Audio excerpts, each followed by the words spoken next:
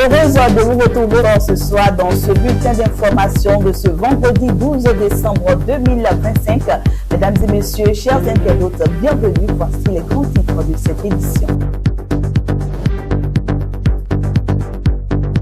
Un focus politique sur les suites de la tentative de coup d'État survenue dimanche dernier, les réactions internes ainsi que les activités des partis en vue des élections générales de janvier 2026. Le gouvernement a donné plus d'éclaircissements sur le coup d'État manqué du dimanche 7 décembre dernier. Vous aurez dans cette édition le porte-parole du gouvernement, Wilfried Léandre Wiledi, qui a fait un point de presse dans la journée de ce jeudi 11 décembre 2025. Voilà pour le sommaire.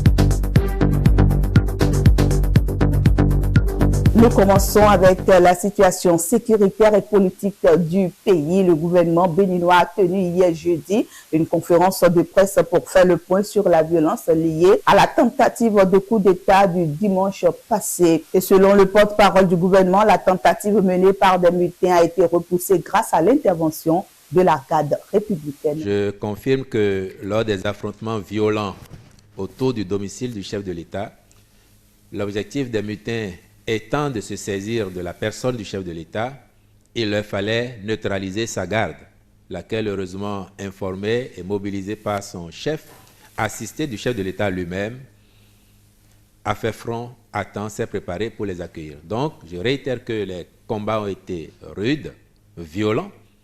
Nous avons, à l'occasion, perdu un agent. Pour les informations en ma possession, à l'heure où je vous parle, nous avons perdu un agent. Et nous avons eu également un blessé grave qui est pris en charge, heureusement.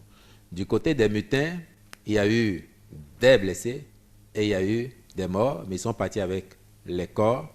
Ce qu'il est heureux de noter, c'est que, passé l'effet de surprise, la riposte et la réponse de notre armée républicaine auront été à la hauteur pour enrayer ce danger et mettre en déroute les mutins qui, encore une fois, nous auraient fait reculer, mais dramatique. Que dans leur entreprise, ils aient réussi à pénétrer au sein de la télévision nationale, c'est un constat qui est fait.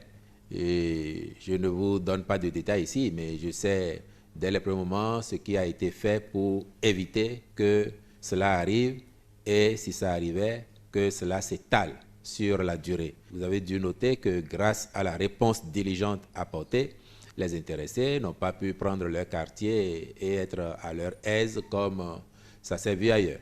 Un rappel important, le gouvernement insiste sur le respect des institutions et la sécurité de la préservation de la paix et la stabilité. Le peuple est en confiance et il doit davantage avoir confiance de savoir que nous avons frôlé le pire, oui, mais nous avons engranger une victoire fondamentale sur l'ennemi en déjouant un coup d'État préparé, planifié et dont l'exécution a été engagée avec des moyens aussi forts, aussi lourds que ceux que l'argent de tous les Béninois a permis d'acheter pour mettre à la disposition de la garde nationale, particulièrement dans le cadre de notre lutte contre le terrorisme.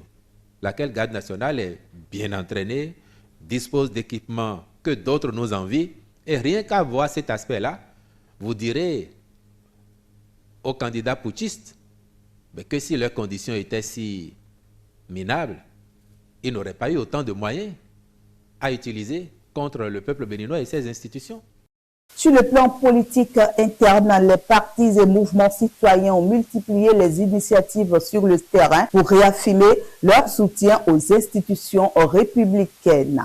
Plusieurs centaines de militants du bloc républicain de l'Union progressiste Le Renouveau, des femmes engagées de la 6e circonscription électorale, se sont réunis pour condamner la tentative de coup d'État et pour soutenir le président Patrice Talon. Des responsables politiques et religieux ont également appelé à l'unité nationale et au respect de la légalité constitutionnelle. Ces actes visent à renforcer le climat de confiance et la mobilisation autour du respect des institutions.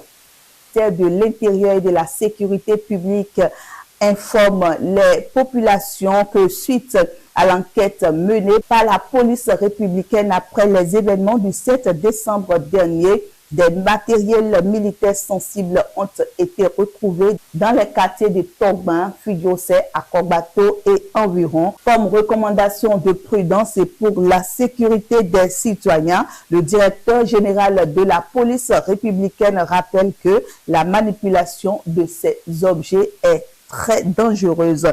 Et donc, si entre-temps, on découvrait des objets comme des armes, munitions ou explosions, ne pas y toucher, mais plutôt signaler immédiatement ces découvertes au numéro 117 ou à la ligne directe au 01 53 03 50 55. Ceci est un communiqué du ministère de l'Intérieur et de la Sécurité publique.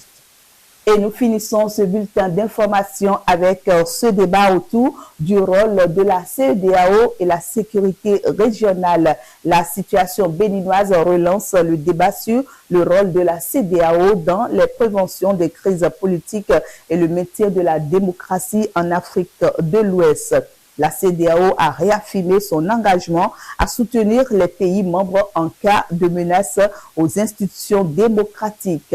Les experts régionaux insistent sur la nécessité de renforcer les mécanismes de prévention et de la coopération entre les États pour éviter de futurs incidents similaires. C'est tout pour ce bulletin d'information de ce vendredi 12 décembre 2025. Retenez ceci, chers internautes, la démocratie n'est jamais un acquis définitif. Elle se protège, se défend et se renforce chaque jour, surtout face à ceux qui veulent la briser. C'est avec cette pensée que je vous laisse en vous souhaitant de passer un agréable week-end en compagnie des programmes de Josia World.